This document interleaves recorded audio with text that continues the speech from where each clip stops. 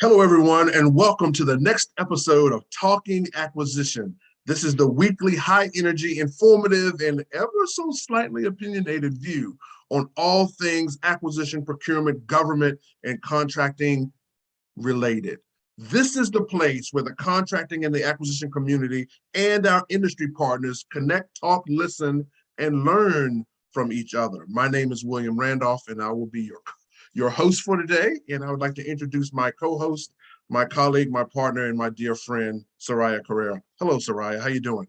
Hello, Will. It's a pleasure to be with you today, and it was great to see you at GCMS. I'm so Yes, excited. Finally, we were able to see each other in person. It was exciting to just see agreed. Just to see people. Yeah, see people, be in a it was room really full of good. people, right? It was No, really it good. was great, but I'm doing well. How about you? Excellent. I'm doing good. I'm doing good. Again, had opportunity to come to DC, which is like that's interesting for me these days, being about 4 hours away. But it was good, and I don't miss the traffic at all. Yeah, and it's amazing, right? That even though a lot of people are still, in the whole telecommute thing, Yeah, there's still a lot of traffic absolutely. in DC because I You ran got it. into that myself. You got it. So let's dive in. We'll get our disclaimer out of the way, and then let's dive Perfect. in. All right. Well, our podcast shares information and views on a variety of topics that impact the federal acquisition community. Our goal is to provide thought leadership and perspective, not to criticize, judge, or render political opinions, although every now and then we might have a few. We provide this free service because we are former federal acquisition professionals and leaders. We believe that the creativity, innovation, and effectiveness of our community is unleashed when we share knowledge, information, and learning. We hope you enjoy our podcast, and we welcome the views and comments of our colleagues across the private and public sectors. So take it away. We'll introduce our topic this week. All right, all right. So thank you for that. So I'd like to just, if you're good with it, just to go back and do a recap of the Government Contract Management Symposium. I had a great time, and there was a lot of things going on, a lot of different topics, had one big overarching theme, but lots of other activities going on in the for the 2 days. So I just like to do just a recap. Had a great time. It was great to see people, see the family, get back amongst the family, the government contracting family, and a lot of good things going on. What are your thoughts? What do you think about the event? So, so, so I have to, like, in the interest of full disclosure, National Contract Management Association, which is, the professional body that kind of represents the contracting community writ large across federal government and industry, is an organization I've been a member of since the early 90s. And so I typically do try to go to their World Congress and their contract management symposiums. And in fact, little known fact, last year I hosted their virtual contract management symposium. And let me tell you, that was tough. Doing it virtually is hard. Okay. So I was really excited to be there this year. And Becky Wyrick was the one who chaired it. Right, right, right. Known her for several years, and a lot of old colleagues were there. A lot of colleagues that I have great respect for in our community were there. And what I found most exciting about the conference was not only the topics, but it was that ability to network with our colleagues, whether they're junior personnel just coming into the profession, intermediate personnel that have been around for a while, or senior executives. You get a cross section of all those folks from both government, industry, even academia. It's exciting, state and local. It's exciting to see all these people come together and to share the information and experience and the learning. And then the two tracks were just very fascinating, right? Because they had the 2021 track, as I'm going to call it today, right? Today, yeah. And then they had the future track. And the future track was an immersive type of activity where you participated in the entire track and you were kind of working on a project. So that's the way it evolved. I didn't spend a lot of time over there because they had the greats, as I call them in our business, right? A lot of our innovators. I'm a little selfish. I'm going to talk about Polly Hall was there, who ran my procurement innovation lab. So she was there. So it was exciting to know that she was a part of that. So I said, they don't need me. They got Polly. They don't need me. So I kind of like focused a little bit more on the present track and participated in several of the events. I popped in and out of the conference because I don't need the CLPs. At least I don't think my boss is boss. Are you recording? So So anyway, but I participated. I tried to move in and out of the different activities and kind of engage in the conversations, and it was a lot of fun. It was very interesting and a lot of fun. It really A was. lot of discussion around leadership, something that you and I always. Yes, yes, and quite a few. I mean, there was a thread. There was clearly a innovation, technology adoption kind of future thread in there. But that secondary thread, I believe, was the leadership piece, because a lot of people were talking about it. I had the honor on day 2 of doing a presentation with the contract management leadership development program within NCMA. They had 10 people. They run a track, and they bring 10 people in. They build a cohort for the year, and I had an opportunity to do a public speaking TED Talk presentation with them. You talk about bright-eyed and bushy-tailed people. I mean, just amazing young talent. The career field is in really good hands. If that was a representation of what the future looks like for us, we're good. We're good. I couldn't agree more. I met a few of those folks. Several of them mentioned your talk, and I said, well, of course, he's brilliant. That's why I talk with him on our podcast. But no, all kidding aside, I was just impressed by the caliber of people that were there, the enthusiasm, the energy. And I know it's one of our first events, coming out of pandemic, and so people miss seeing each other. But I've always seen this level of enthusiasm when I go to these events, whether it's World Congress, whether it's GCMS, or even some of the other professional association events. There's a level of enthusiasm when you're sharing in that learning and that ability to network. And I think that's extremely important. If I was to say, what's the theme of our talk today? Yeah, we're talking about GCMS, but what we're really talking about is networking opportunities within our profession. That's really what this is about. The opportunity to inspire and motivate. If you're, in a little bit more senior position, the opportunity to give back to our community, to help develop and grow those that are coming in our community, whether they work in private industry, state, local, or federal government, doesn't matter. It's about the learning. It's about the sharing of experiences. And it's about seeing that future. And I got to tell you, I'm enthusiastic about that future. Never before have you seen a more diverse, a more energized group of individuals. And I use that word diverse to talk about every caliber of diversity in experience and culture. It's just amazing. When I started in this profession, I'm not ashamed to say, because I've had this discussion with women in my profession, it was mostly a male profession. All the senior leaders were males. We didn't have a lot of females in senior leadership roles in this profession. And it wasn't, I wouldn't say it wasn't diverse, but it could use a little more shot in the arm of diversity, right? There weren't a ton of Hispanics in there. There weren't a ton of Asians in there. You might see an occasional, person of color in there, but they were few and far between when I started, because I'm older than dirt. So, you gotta remember that, right? So I started like way back when.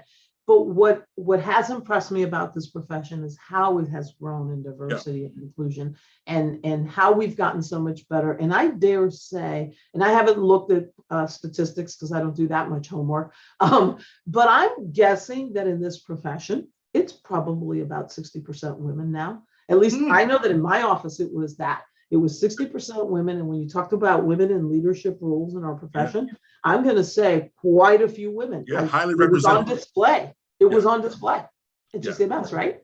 Yeah, absolutely. It was really clear. I really love the language around community, because that's what I saw.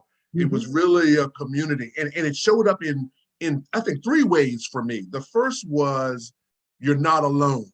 So whenever we got into these conversations about dynamics or experiences that people were having at various organizations, it's like, heard that, seen that, done that before, so it's a shared, it was a shared experience that you're not alone. The second was, I love the diversity of the operational missions that were represented. I did a panel with a acquisition professional that was a former engineer from Postal Service. And I'm like, wow, usually, again, this is my experience, you have the DoD constructs. So everyone's doing boats, planes, things that shoot things that roll, things that fly, and things Right. that float. So you have that story. And then you have the civilian story that is still leans toward the bigger organizations in the civilian agencies. You got IRS, DHS, kind of GSA. the heavies, Yeah, the heavy. commerce. Mhm. But to have postal service and then to have him having talk about the dynamics that are in play in the postal service, I was like, wow, I never thought about it from that Yeah. context, that even some of the quote unquote smaller civilian agencies, they are wrestling with the exact same challenges as the big Exactly. guys are. And then the third we touched on a little bit is the leadership piece. Is Mhm. that I throughout the course of the day that I was there, there were a couple of individuals that I had seen over time Right. were junior contracts professionals, and now they're leading teams, leading divisions, leading organizations, and just to see that progression, one, it Mhm. says, "Hey, William, you're the old guy now." Okay, so, but then the second was like how proud I was to see the progression of some of these individuals that had the spark in the eye when they were junior. It was like, you Exactly. knew something, the lights were on, and somebody was home, when they were young, and now they have taken that talent, leveraged experiences and opportunities, and have found their way up the organization. It just makes me proud from a community member just to see that progression. Yeah, I agree. I ran across many people who I've worked with over the years, whether they came in through our intern. I actually had one of our former APCP Acquisition Professionals Career Program interns walk up and say, "Hi, Soraya, I was in your intern program and not at DHS anymore. Now I'm over here." But it was just so exciting to hear what they're Yes. doing and how they've developed and grown. And I really, what I really liked, and you mentioned this, you're not alone. The problems and the challenges, I guess, that we confront in the procurement community, whether you're in industry or government, are very similar, are very, very similar. You're just coming at them from a different perspective, but they're very similar. And the learning, that ability to learn from one another, to share in those experiences and talk about how we address those challenges. The other, you mentioned that leadership permeated. The other topic that permeated was innovation. When can you remember a time where people married procurement and Yes. innovation in one Right. sentence, or contracting? I know I did that at DHS. I know I kicked that off because I'm a little crazy that way. I like, mixing terms like that. But really, people are now talking more and more about how to be innovative in the procurement space, not just how to buy innovation. Because a lot of people think that what you're Right. talking about is how to buy innovation. Procurement. No, no, Yeah. no, no. It's not about buying innovation. It's about being innovative, excuse me, in the procurement space, in the contracting space. Yeah. How do we create contracts and contractual instruments? Let me not say contracts, contractual instruments that enable us to be more innovative in how we select our vendors, how we evaluate, how we select them, how we manage those contracts, the Sure. terms and conditions that we include in those contracts, how we price them. That's the innovation that we're talking about here. Absolutely. And that thread was permeating throughout the conference as well. And I think that's a discussion that needs to be at the forefront, not only today, but always. We got to find better ways to do things, because you know what? The one conversation that we had there was the threat is real, and the enemy isn't held up by things like federal acquisition regulations, the Congress of the United States, none of that stuff. Yeah. None of that stuff. Nobody Yeah. cares. The enemy doesn't care about that. Joint requirements council, No, yeah, they don't have any joint requirements, no boards, no nothing, right? Yeah. There are no 809 panels for those that would try to harm us. And so we got to stay ahead of them. And the only way we're going to stay ahead of them is by being creative, being innovative, taking that federal acquisition regulation and not building more regulations. Use what you got in there. The one thing that I have always said, many people want to say, "Oh, the FAR holds us back," and blah, blah, blah. No, it doesn't. What holds you back is your own imagination. Because if it doesn't say you can't, well, you probably can. So let's go try it, right? Agreed. And let's bring the parties together and let's be creative about what we do. Let's bring that lawyer in the room, bring your IT guy in the room, bring your security folks, bring whoever you got to have at the table to say, "I got an idea. Let's go test it. Yep. Let's see if we can make this work. And tell me why it can't work. And you know what that, yeah, I think you've heard me say this before. I always go, why not? When somebody says no, I don't say, oh, well, no, why not? Sure. Tell me what stops me, because I might be able to overcome it. You know, it's called risk mitigation. You know, Yep. we have to think in risk and we have to think in mitigation strategies. So huge advocate of innovation, excited to hear people using that terminology in our profession. I Yeah, love it. I yeah. love it. Yeah, it's amazing. It's just the shift in the culture of our community. It's amazing. One of the things I think could be additive, or I think is additive and could be additive for others, Mhm. is in instances like this, when the community gets together, is building that network. Mhm. Don't lose the opportunity, going around and getting the little tchotchke gifts, out of the thing. Don't miss the opportunity to go meet people and connect, because Exactly. that's where the next idea, who knows, the next opportunity, the next thought, engagement, putting a team together on something innovative and kind of next level. Those places like this is where those relationships are made, and then those value opportunities come from the relationship. I've seen it time and time again, and I was so thankful on last week to be able to go reach out, see some people, and say, oh, let's talk about this. Let's make some connections. Let's exchange the cards. I actually got to use business cards again, which was amazing. I hadn't used business cards. I had to blow the dust off them because I hadn't used them in 2 years. But it was just like, let's write a note. Let's make sure we reconnect on something, because 1 + 1 often equals more than 2. When you can get Oh people yeah. together and they're thinking about stuff, it was just amazing opportunity. I saw it as a networking opportunity. So you never want to miss the opportunity, wherever it is, but Yeah. especially in activities and in venues and events like this.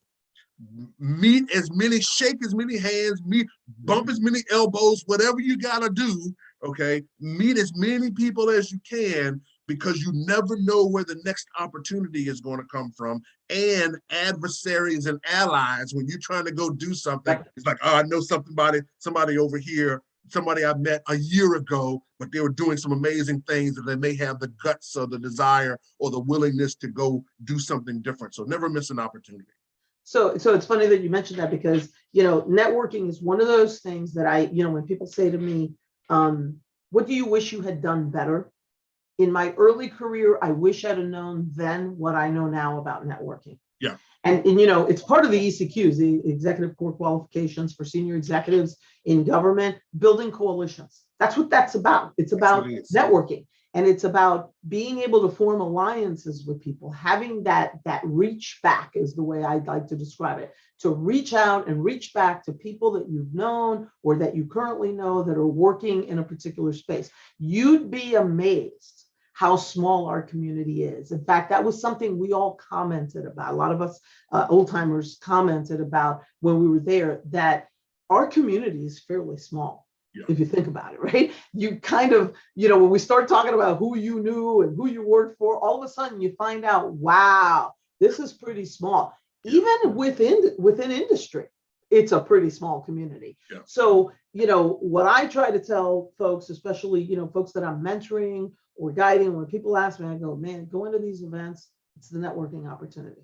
If you get nothing else out of it, it's that opportunity to meet those people, get to know who's who in our business, yeah, and meet these people that you're going to connect with and hopefully maintain a connection with, because those are the folks you're going to call when you need a friend, right? When you're looking for that answer, when you're working on that heady project and you're like going, oh, I've never done this before. These are your friends. These are the people you're going to connect with. And if they don't know, they're probably going to connect you with somebody that does. I can't tell how many times somebody called me and asked me a question. I go, you know what? I've not done that, but let me put you in touch with this other person over here. And then next thing you know, that's community, right? So very excited. I thought it was a worthwhile conference. I like that they had a whole segment where they talked about commercial procurement, commercial item buys, and differentiating between FAR Part 12, which is the commercial item acquisition, versus FAR Part 15, which is negotiated procurement. Right. And I think Yeah, that that's an extremely important dynamic. And I've seen people putting a lot more emphasis on it over the last few years. I know that I did at DHS and my policy staff did, because people mix the two. And when you absolutely, mix the two is when you get yourself in trouble on protests, right? absolutely. Discussions and exchanges with industry and stuff. So I thought it was just a really good, they had very good, worthwhile discussion on that. And I could just go on about all the different sessions. And I thought it was also interesting learning what all the different agencies, a lot of the different agencies are doing in the area of innovation. Procurement innovation labs have taken off. They may not be called procurement innovation labs, but I Yeah, think you've heard a lot of them are taking off. A lot of people yeah. are setting up It's a procurement thing. innovation hubs, for lack Yeah, of a better term. yeah. It's absolutely a thing. Um, so I want to ask you about the experience. As you know, we had a segment of our own at GCMS. What were your thoughts on one, seeing yourself on the podcast? Because I was like, oh, this is kind of new. We Yeah. do a little bit for editing, but I never just sit there and watched it. So that's number one. And then number two, I was really impressed with the level of questions that came after it. And I think we had quite a few online that we didn't even get to. Oh, We tried to handle as many as we could in the class, in the session, but there right. were tons of questions that we didn't even get to. I hope they Um, send us the questions so that we I can do do a too. I segment do too. to answer the questions that came up. Yeah. So I hate seeing myself and hearing myself. This is a true story. I've been interviewed a gazillion times, right? You've seen. I never listen to myself. People will send me the clip and go, "Hey, you want to listen to this?" Somebody else go listen to that, because if I hear myself, I'm my worst critic. I will Yeah, tell you me that. too. So, I am too. so it was awkward. I'm like, damn, I didn't comb my hair. What? No, just kidding. I'm joking.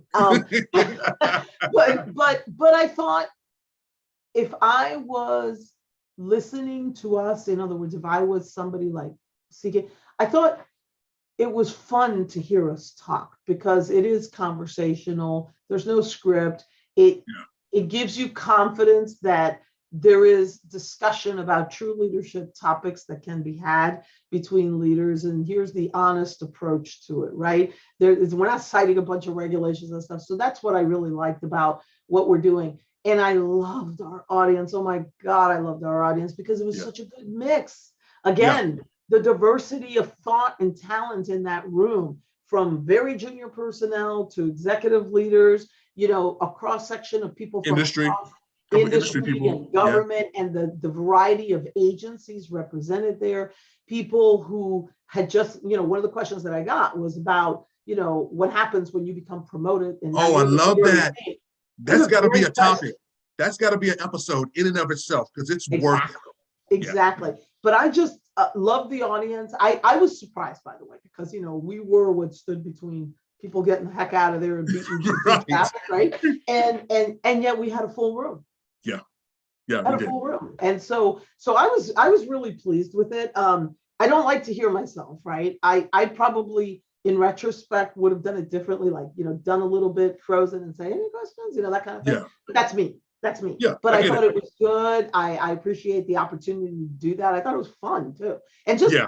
being on stage with you was fun. Oh yeah, I enjoyed it, and I think it came across that we're actually having a good time. Yeah. While we're talking about things that are very important, but Exactly. we are tackling it from a place of Right. honor, respect, and fun. That you can Fun. also have fun as we go along. So I really enjoy it. It was so great to be in person again. I keep going back to that. It was great to Yeah. be in person with Well, you and seeing you. So it was amazing.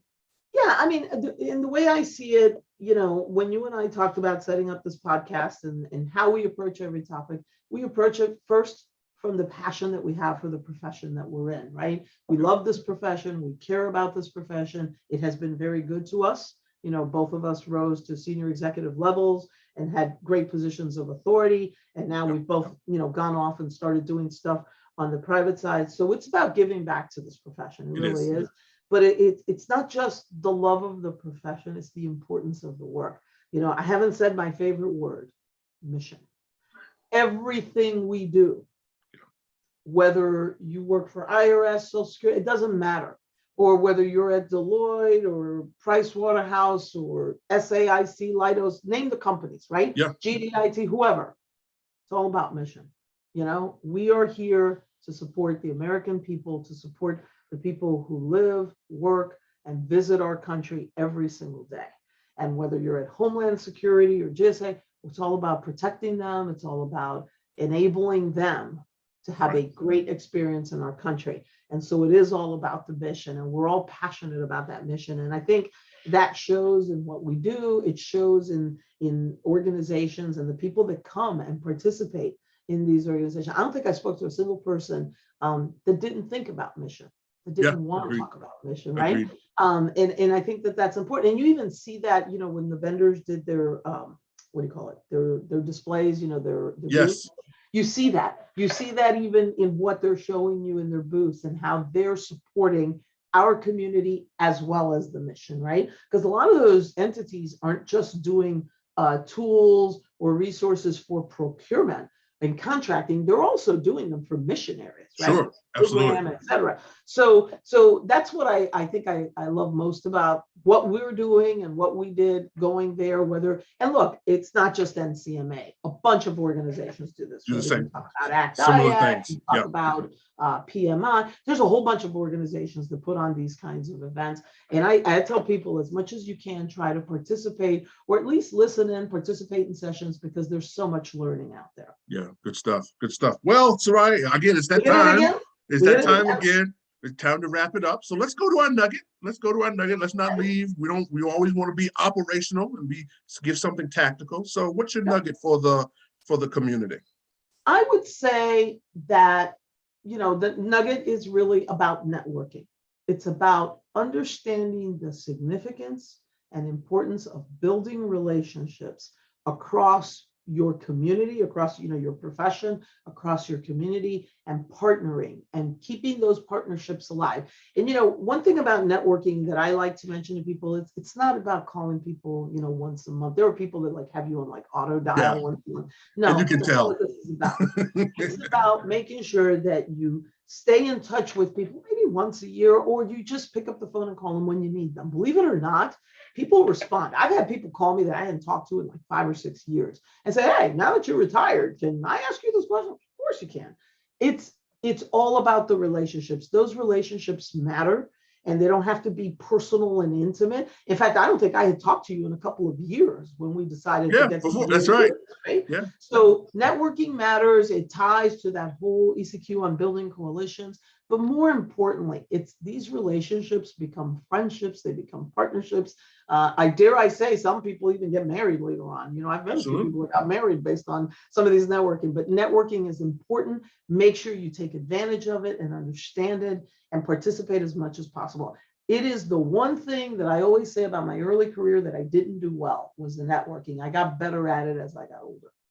Awesome. So I'm going to bounce off of that one, because I believe in the networking thing too, and I'm going to go with there's strength in numbers. You know, you mentioned it earlier that the community is so very small. Okay, so in the grand scheme of things, the community is very small. So there is strength in numbers. So it's an extension of the networking. You find as many people as you can that are like-minded, you know, have the same, some similar or even tangential experiences, and build the community within the community. I have one of my bosses always used to say, you want to bring as many brains and guts to the fight that you have, and as many as you can borrow.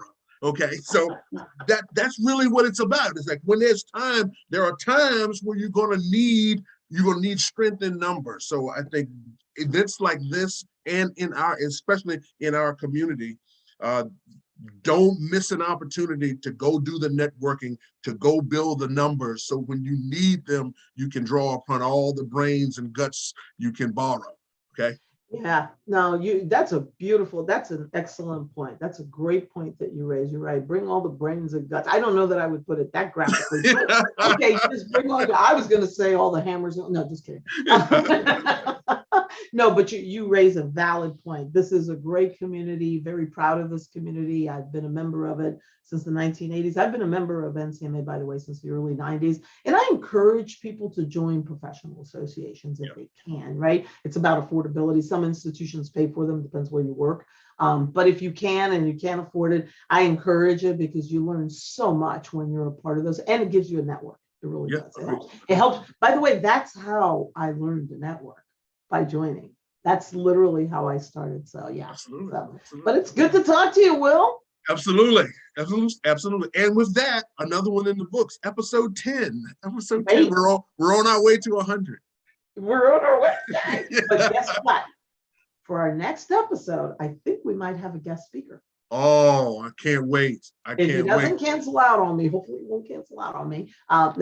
He wouldn't cancel, he might delay. But anyway, so I have a guest speaker lined up, and I have some thoughts on some future guest speakers, including that if they're listening out there, some of you folks that participate in GCMS, come on down. We're excited. I've got my list. A lot of people I met, I got my list. Yep, they're coming.